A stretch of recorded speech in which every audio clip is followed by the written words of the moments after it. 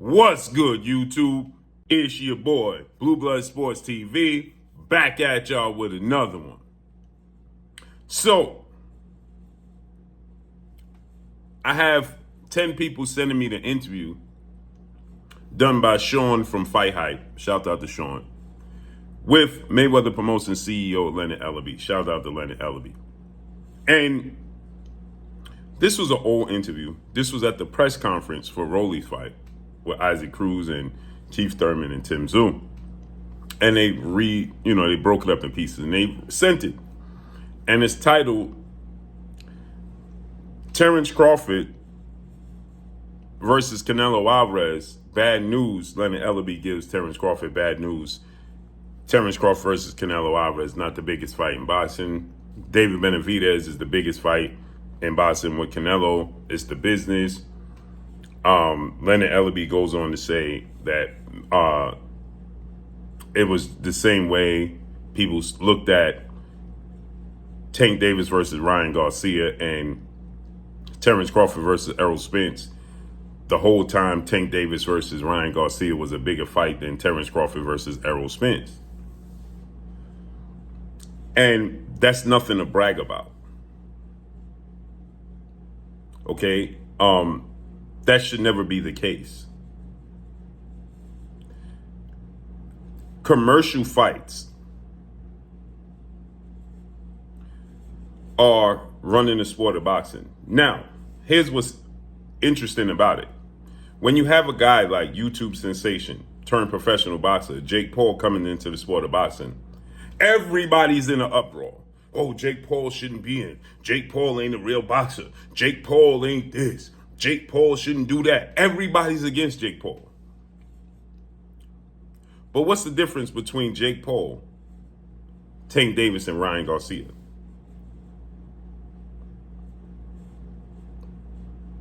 Do you know the distinct difference between Jake Paul and Ryan Garcia and Tank Davis? Compared to what should be considered the face of the sport of boxing in Terence Crawford. Like Leonard Ellaby says in this interview, he says, Terence Crawford is the best fighter in the world. And he should be the face of the sport of boxing. The best athlete in their respective sport is always the face of their sport. Not in boxing. Because it's politics. It's a popularity contest. So, Tom Brady is the best player in the NFL. He the face of the NFL. Michael Jordan, the best player in the NBA. He the face of the NBA. Aaron Judge, the best hitter and player in baseball. He the face of Major League Baseball. And so on and so forth. In boxing, you have the best fighter in boxing. Not only is he the best fighter in boxing, but Terence Bud Crawford accomplishments is bar none. I mean, you can make a case that Canelo Álvarez, right? Now, I want y'all to understand something. Terence Crawford is an undefeated 3-division champion, undisputed in 2 separate weight classes, still the unified welterweight champion, and beat the best fighter in his division, other than himself, by a landslide. By a landslide. Not even close. Another top 5 pound-for-pound fighter who was undefeated and a unified champion in Errol the Truth Spence Jr. Terence Crawford is 40 wins now, no losses, no draws, 31 wins by way of knockout. He's undefeated. Errol Spence went into that fight, 28 wins, no losses, no draw, 22 wins by way of knockout, and was top 5 pound-for-pound best fighters in the world. Terence Crawford separated himself like oil and water and showed you it was levels.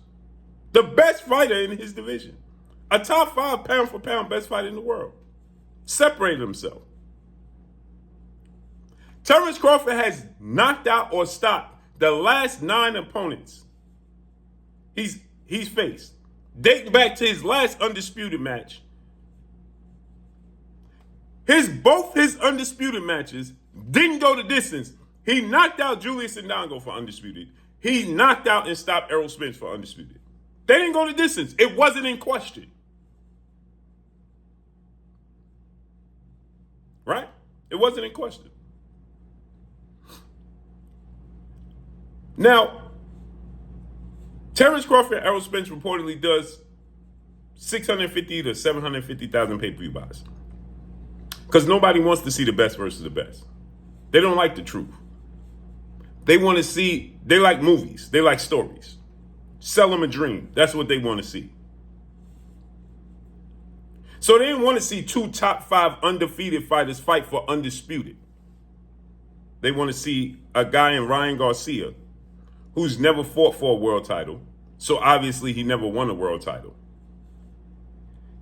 He didn't beat any world champions. Well, he did. He beat Javier Fortuna. The biggest name on his resume was Javier Fortuna and Luke Campbell. Luke Campbell never won the title. Fought for him, never won him. Right? But because Ryan Garcia was popular, people wanted to see him fight Gervonta Tank Davis. And we bragging that. And no taking anything away from them, because any accomplishment in the sport of boxing uplifts the sport. But in comparison to their peers, we shouldn't be bragging about it. We should be trying to figure out a way why the best is not getting the same respect and acknowledgement as social media stars. Right? Because Ryan Garcia, as a professional, has done nothing. He's popular. He has potential. But what's the difference between him and Jake Paul? If that's the case. So now think about this. Their fight did 1.2 million pay-per-views. Not just with Terence Crawford. 1.2 million pay-per-view buys. $23 million gate. Right?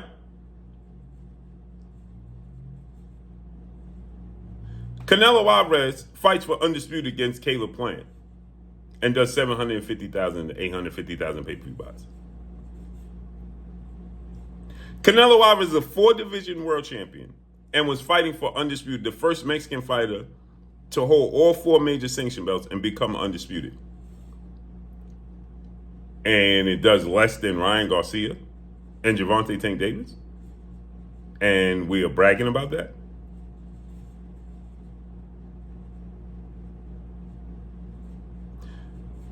So, outside of Monster Inoue, 2 of the most highly decorated fighters, Terence Crawford and Canelo Álvarez, gets outdone because of popularity? Because you told people that these fighters are good? Now, granted, Ryan Garcia is a very good fighter, has a lot of potential. But how is that a good thing? That he has not fought for a world nor won a world title. And he gets more acknowledgement, allegedly, than Terence Crawford and Canelo Álvarez? Against Gervonta Tank Davis, who, when you go down the actual facts, he's held official titles at 130. He held the regular title at 135. But he wasn't the official champion because Lomachenko was. He held the regular title at 140, but he wasn't the official champion because Josh Taylor was the undisputed champion.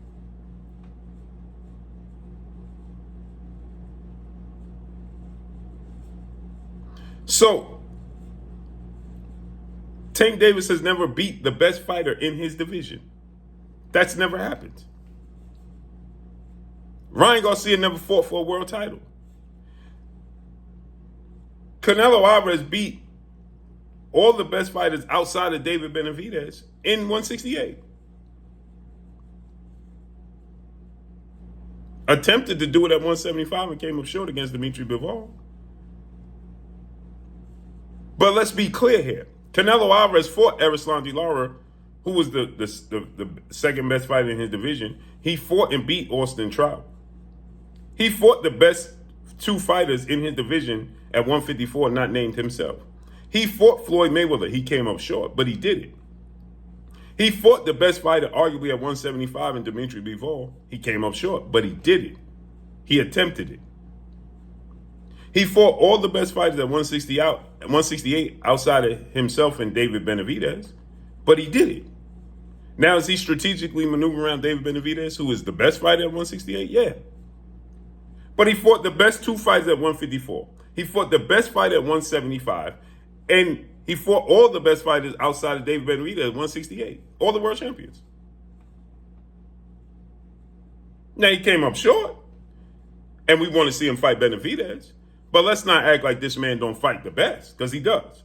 Win, lose, or draw. He fought the best fighter at 160, which was Gennady Triple G Golovkin, and Danny Jacobs.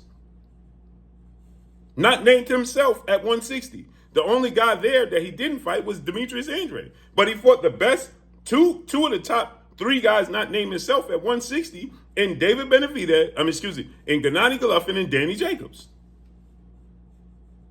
He fought at 154, Erislandy Lara and Austin Trout. At 168, before he got there, the best two fighters at 168 was considered David Benavidez, Caleb Plant, and then the third fighter was Caleb Smith.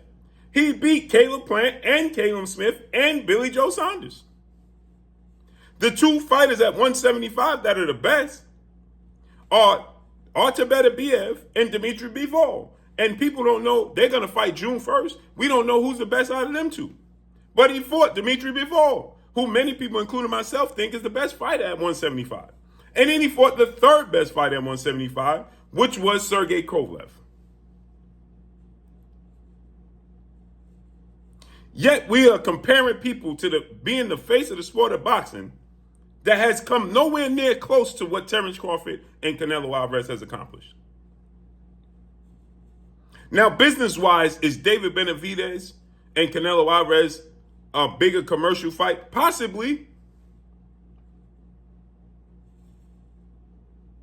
Possibly. But the truth of the matter is, David Benavidez has not accomplished what Terence Crawford has accomplished. I think that David Benavidez, who's the undefeated two-time WBC super middleweight champion, deserves his opportunity over Terence Crawford because that's his division.